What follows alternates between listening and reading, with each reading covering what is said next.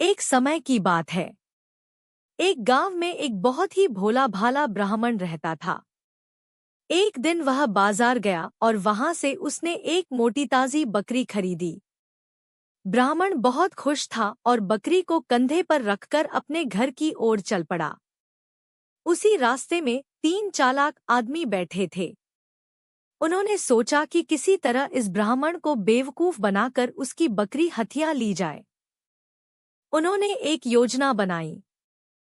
थोड़ी दूर पर पहला आदमी ब्राह्मण के पास आया और बोला, अरे पंडित जी, आप इस गंदे कुत्ते को कंधे पर क्यों उठाए जा रहे हैं? ब्राह्मण चौंक गया और बोला, तुम्हें दिखाई नहीं देता? यह कुत्ता नहीं, बकरी है। पहला आदमी हंसता हुआ चला गया। ब्राह्मण थोड़ा परेशान हुआ, लेकिन आगे बढ़ गया।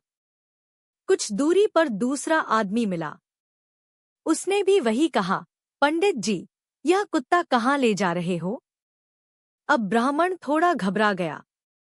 उसने बकरी को नीचे उतारकर ध्यान से देखा, फिर खुद से बोला, यह तो बकरी ही है, और फिर उसे उठाकर चल पड़ा। आगे तीसरा आदमी मिला। उसने भी कहा, अरे पंडित जी, आप इस मरे हुए कुत्ते को क्यों धो रहे हैं? लोग क्या कहेंगे? अब तो ब्राह्मण पूरी तरह डर गया। उसने सोचा, 3 लोग इसे कुत्ता कह रहे हैं, जरूर मुझसे कोई भूल हो गई है। कहीं यह सच में कुत्ता ही न हो। डर के मारे उसने बकरी को वहीं छोड़ दिया और जल्दी जल्दी अपने घर की ओर भाग गया। तीनों चालाक आदमी छिपे हुए थे। जैसे ही ब्राह्मण गया, वे बाहर आए, बकरी उठाई और हंसते हुए चल दिए।